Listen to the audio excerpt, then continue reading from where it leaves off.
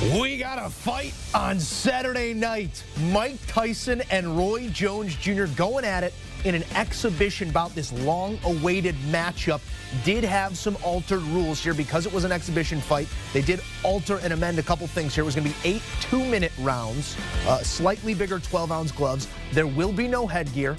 There would be no knockouts. Not sure how you put a jurisdiction on that one. Fight would be stopped if there was a cut and there's no official judges or a winner. However, there would be celebrity judges that would potentially call a winner.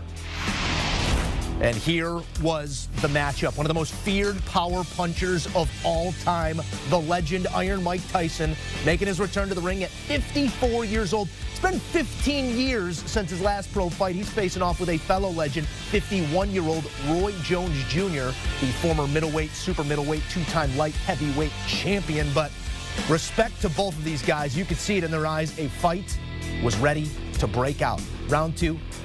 Roy Jones doing a lot of dancing, lands a no-look jab right there.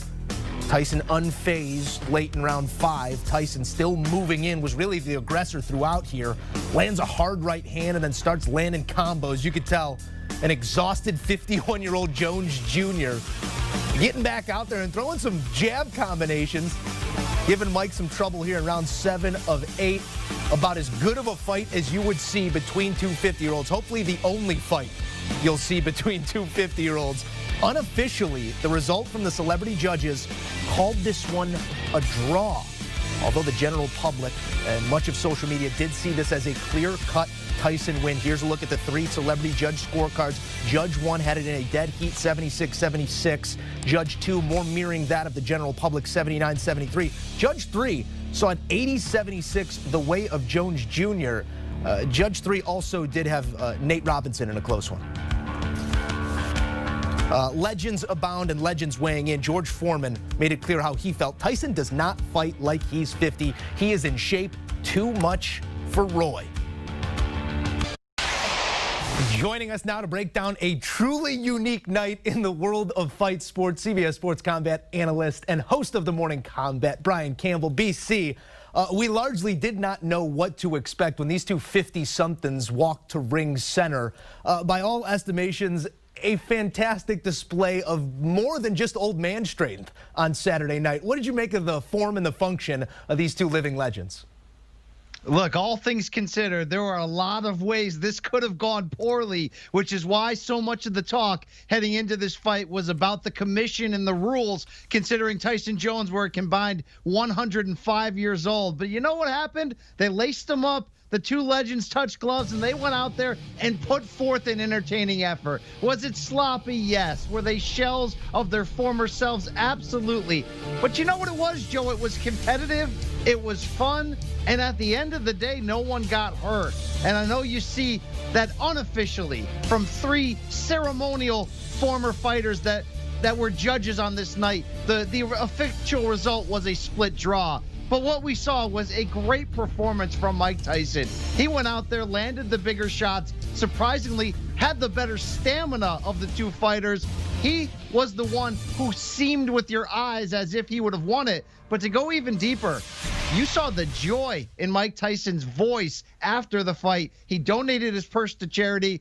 And if you remember, Joe, as do I, that final third of Tyson's career, it was mayhem. He was anything but, as he said after the fight, a humanitarian. It was good to see Tyson maybe find a cathartic moment here in an already weird pay-per-view that somehow ended up delivering. Yeah, that reconciliation continues. Iron Mike finds himself in a better place spiritually, but he did, leading up to this fight, talk about the reignition of his ego. And I think you saw that before, during, and after this fight. He talked about the possibility of doing this once again, says most definitely going to try and do it. When you look back on this and what we digested here on Saturday night, do you chalk this up as a win or a loss for fight sports? It's a win for boxing in a weird way. And again, let's not forget how badly this could have looked in terms of just both guys underperforming in a gross manner, or even worse, somebody getting hurt. Look, Tyson was hoping this pay-per-view kicks off what he's calling the Legends Only League, which is in theory supposed to be a pay-per-view series incorporating legends of all sports doing their individual sport. Who knows what that means, but I do think they opened up the potential for this guy, kind of old guy fighting, to actually work. What turned out smart in the end were the 2-minute rounds. They wore larger gloves than normal. We've seen this in the past in MMA with Bellator in recent years, trotted out in older Shamrock, Kimbo Slice, Gracie, etc. Some of the old names came back. It's not always going to work. There's a small strike zone to get it right. But I think what you saw tonight, plenty of excitement on social media. You have to assume the pay-per-view sold well, considering all manners leading up to it. And again,